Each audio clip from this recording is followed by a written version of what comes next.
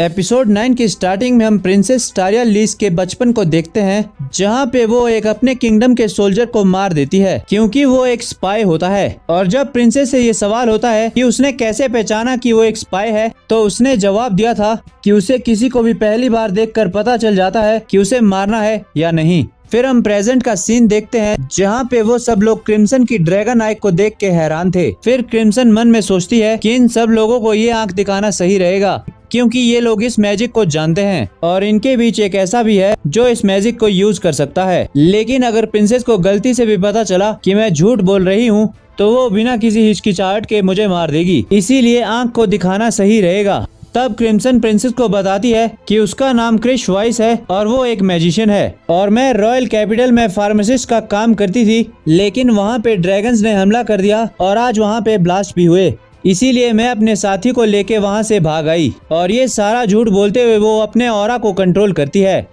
तभी सोल्जर्स में से एक बंदा पूछता है कि तुमने टेलीपोर्टेशन मैजिक कहाँ से सीखा, क्योंकि ये मैजिक इतना मुश्किल है जो तुम खुद से तो नहीं सीख सकती। कहीं तुम सोलेरियन चर्च से भागी हुई तो नहीं हो। क्रिम्सन कहती है कि मैं वो नहीं हूँ और वो थोड़ा रिलीफ फील करती है क्योंकि उसे लगता है कि वो उसके झूठ को सच मान रहे हैं। सोलेरियन चर्च के लोग बहुत ही ताकतवर होते हैं। वो लोग ऐसे मैजिक को यूज कर सकते हैं जिससे वो लेवल 1 के ड्रैगन तक को मार सकते हैं। फिर क्रिम्सन सोचती है कि वो प्रिंसेस और उसके लोगों का ड्रैगन को मारने के लिए यूज करेगी। तभी प्रिंसेस कहती है कि तुम झूठ बोलने में काफी अच्छी हो, तुमने अभी तक जो कुछ भी कहा वो सब झूठ है। फिर प्रिंसेस उसे बताती है कि मैं इंसान के ऑरा को सेंस कर सकती हूँ। अगर उसका ऑरा ब्लू कलर का होगा तो वो सच बोल रहा है, लेकिन अगर उसका ऑरा रेड कलर का होगा तो वो झूठ बोल रहा है। लेकिन तुम्हारा नीला कलर एक गन छोड़ रहा है। और ये सुन के क्रिम्सन शॉक हो जाता है। तभी प्रिंसेस उसकी तरफ उसकी स्वॉर्ड फेंकती है और उसे टच करने को कहती है। जैसे ही क्रिम्सन उसे टच करती है, प्रिंसेस तलवार को वापस खींच लेती है और कहती है कि मुझे पता था। जैसे कि तुम देख सकती हो कि मेरी दोनों बाजुएं नहीं है, लेकिन ये सिल्वर वेयर स्वॉर्ड मेरी बाजुओं की रिप्लेसमेंट है और मैं इसकी मदद से किसी के भी ट्रू नेचर को सेंस कर सकती हूँ। जिसके बाद वो उसे एग्जाम्पल देती है कि वो कैसे अपने सोल्जर की प्रेजेंस को सेंस करती है। और तुमसे मुझे एक गाढ़े लाल कलर का ऑरा सेंस हो रहा है जिससे मुर्दों की आवाजें सुनाई दे रही है। फिर वो अपने सोल्जर को ऑर्डर देती है कि अपनी तलवारें निकालो। उसके बाद वो क्रिम्सन के ऊपर अटैक करती है और क्रिम्सन चिल्लाने की एक्टिंग करती है और मन में सोचती है कि मुझे मार के कोई फायदा नहीं है, मैं दोबारा जिंदा हो जाऊंगी और आसपास यहीं जाके कहीं छुप जाऊंगी। तभी रेगना वहां आके उसे बचा लेता है और प्रिंसेस से कहता है कि इसे सिर्फ मैं मारूंगा। फिर वो उसकी तलवार को फेंकता है और क्रिम्सन से पूछता है कि तुमने क्या किया है। तब चश्मिश कहता है कि एक और घुसपैठिया, लेकिन ये आया कहाँ से। तभी उसे अपना एक सोल्जर पड़ा हुआ दिखता है। दूसरी तरफ प्रिंसेस भी ऊपर से गिर जाती है और रागना को देख के अजीब सा बिहेव करने लगती है। तब क्रिम्सन सोचती है कि प्रिंसेस को रागना कैसा दिखाई दे रहा होगा, क्योंकि वो दुनिया को एक अलग नजर से देखती है और प्रिंसेस को रेगना के सर की जगह एक स्वॉर्ड दिखाई दे रही होती है, जिसकी वजह से वो शॉक में होती है।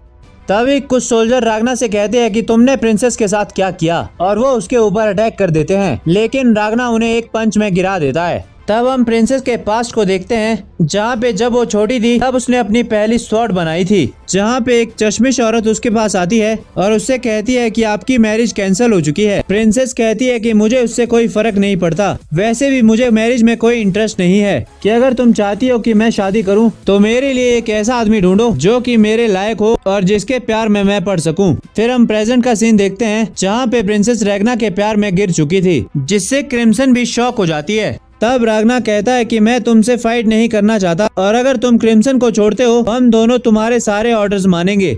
और ये सब उसे क्रिम्सन ही बता रही होती है, जिसके लिए चश्मिश सोल्जर मान जाता है और वो उन्हें एक जेल में बंद कर देता है। वहाँ पे क्रिम्सन रेगना के ऊपर गुस्सा करती है और कहती है कि तुम्हारी वजह से ये सब कुछ हुआ है। अब तो मुझे ये भी पता नहीं है कि किमेरा कहाँ है और गोलम जिंदा भी है या नहीं।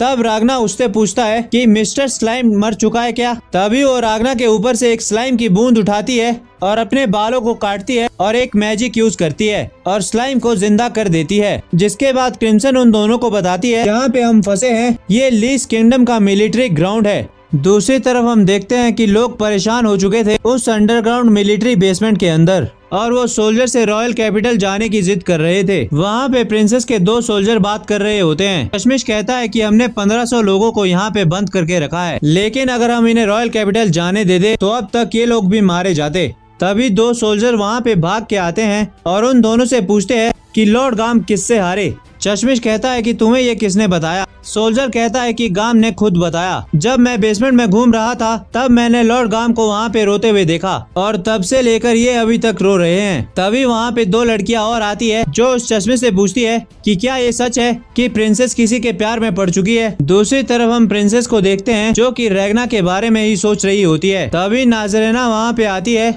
और प्रिंसेस के ऊपर अटैक करती है और उसे याद दिलाती है कहीं वो रेगना के प्यार में अपनी ड्यूटी को ना भूल जाए। प्रिंसेस कहती है कि तुम्हें मुझे मेरी जिम्मेदारियों को याद दिलाने की जरूरत नहीं है। दूसरी तरफ हम लेडी मोनाक को देखते हैं जो किसी लड़की से माफी मांग रही होती है कि मुझे माफ कर देना क्योंकि हम लोग हार गए। तभी वो लड़की उसे गले लगा लेती है और कहती है कि बड़ी बहन आपने मुझे क्यों नहीं बचाया। इससे लेडी मोनाक डर जाती है। तभी वो नींद से उठ जाती है और जागने के बाद सबसे पहले वो अपनी पावर को चेक करती है और यहीं पे ये एपिसोड खत्म हो जाता है।